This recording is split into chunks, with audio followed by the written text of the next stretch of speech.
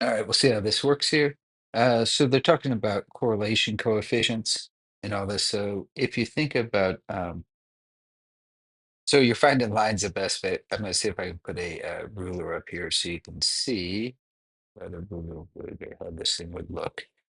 Um, the correlation just tells you if you have a bunch of data points and then you draw a line that approximates the path of those points, come up with what we would call a trend line.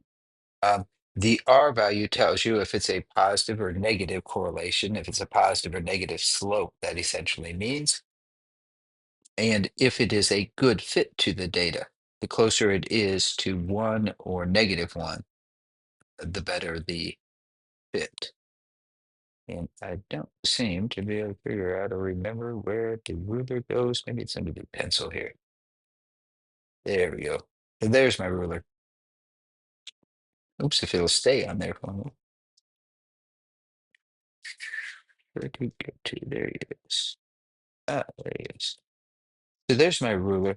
And if I look at these first set of points here and I line up the ruler and try and go through as many as you can is our goal with a straight line because we're looking at linear fits here.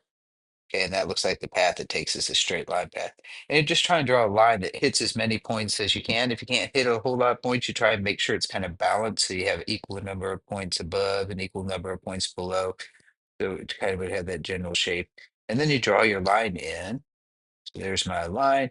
And then I'd find the equation of that line.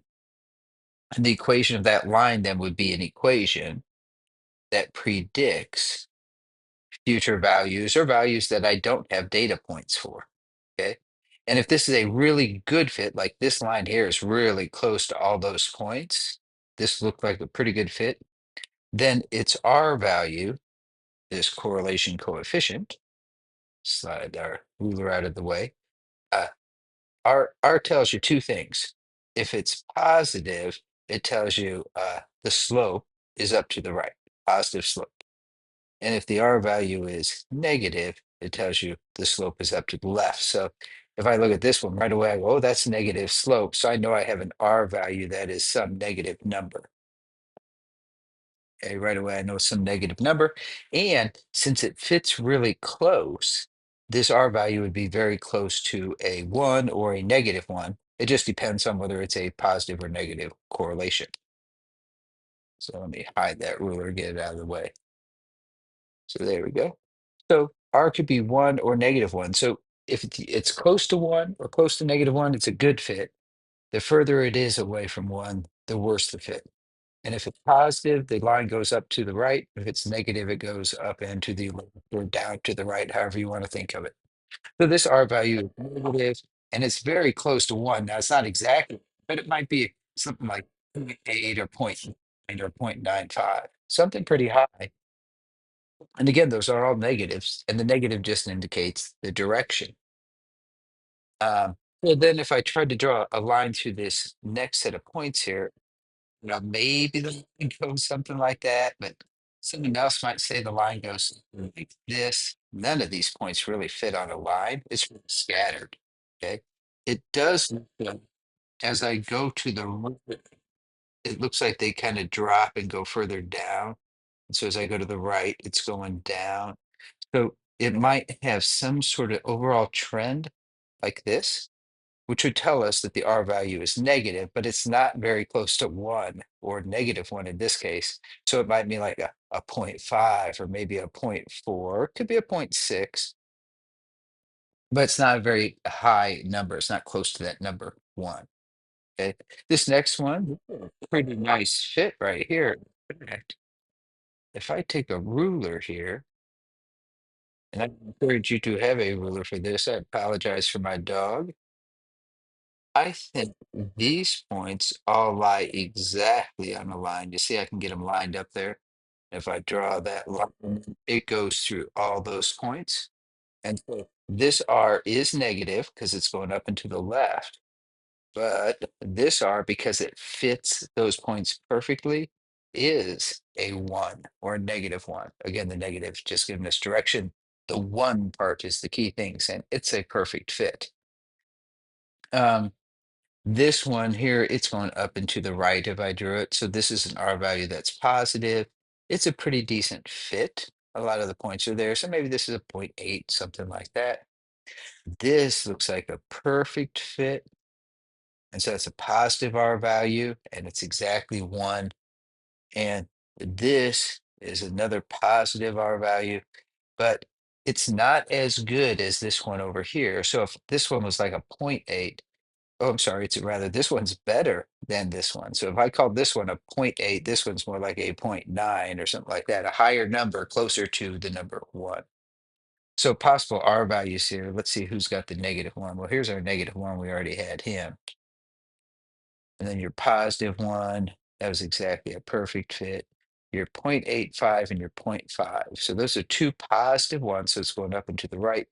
This must be the point 0.5, and this must be the 0.85 because it's a better fit. So it should get a higher number or a number closer to 1. And finally, -0.96. That'd be this one over here, -0.96. Looks like we're missing one. See, we got a -1 that's not very big. One, two, three. Oh, one has 0 fit. Ah, this one right here. This is not very good at all. Okay, so no fit for that one, or 0.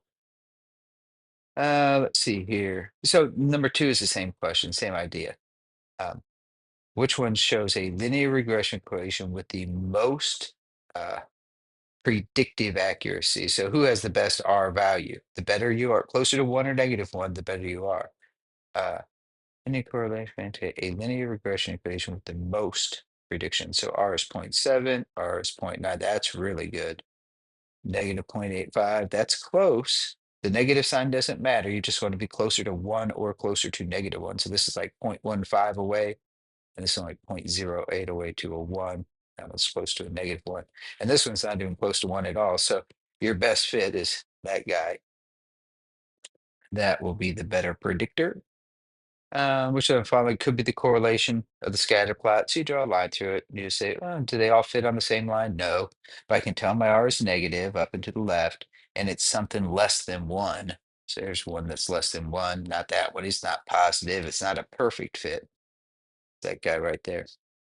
And this last one here, sorry, this one right here, for psychologists, weekly hours spent at the gym, H to a person's weight. So they're writing this function, we got our gym to a person's weight. So weight as a function of hours in gym.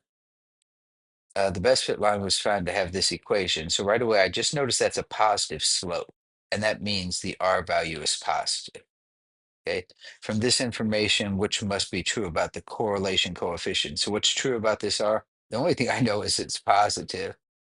Is it a perfect fit? I don't know. It doesn't say. It says it's the best fit line, but it doesn't say it goes right through all the points. So it can't be 1 for certain. It's not negative. It could be a half, but I don't know if it's a half, a 1, or point 0.8. The only thing I know is it's positive. And finally, the last one here, see what it says. It says oil prices and gasoline prices, and they want oil prices to be X. So you want like gasoline. I don't think they gave us anything as a function of oil, although that's a bad probably symbol to use for oil. So let's call it C for carbon. Lots of hydrocarbons, I guess, could be used in H. GFC. So there's the price of your oil here, and or cost of oil, and this would be your gasoline price. Okay, and so they're trying to see if there's a relationship between them. Find the best fit line. So I don't know how you've done this in your class. You could have used a TI 84 or 83 calculator. I'm using Desmos because you have access to that. I know for certain. Can't remember if your mom said you had your own calculator or not. Um, anyway, so I just graphed those points, the ordered pairs, making sure oil was in the X and gas price was in the Y. And then in Desmos, I had to type in this expression right there. I typed in Y, then I press 1, and it gives you a subscript. You go to your keyboard screen, you can find the tilde. Um, and after you do that, you type in MX, put the one behind the X, it'll subscript it, then plus B, and it immediately calculates the line of best fit for you, and it graphed it for me. So you can see over there, I've got that graph of it, and that's a pretty good fit. My R value is positive, and in fact, down here, you can see it has an R of 0.9692 in my glasses to see that small print. So that's a really good fit for us. Round all coefficients. So it says round all coefficients to the nearest hundred. Okay. So we've got y equals mx plus b. My m, you can see down here, is negative 0.01817776 to the nearest hundred. So there's tenths and there's hundredths, and that would be a2. So negative 0.02 x, and my b value, if you can see it down there, is 1.39161. So the nearest hundredth, 1.39. So there's our equation. Predict the cost of a gallon of gas when the oil price is $200 a barrel. So that's your input. Let's write this as a function g of c equals negative 0.02x plus 1.39. I'll let you calculate these. You want the g of 200. So you're going to put a 200 into the function and find out the cost. Correlation coefficient was 0.97. If you notice my correlation down here, that's 0.97. So I'm very confident that we're getting the same stuff that he's getting here on the paper. Based on this, would you characterize the relationship between the two variables as strongly?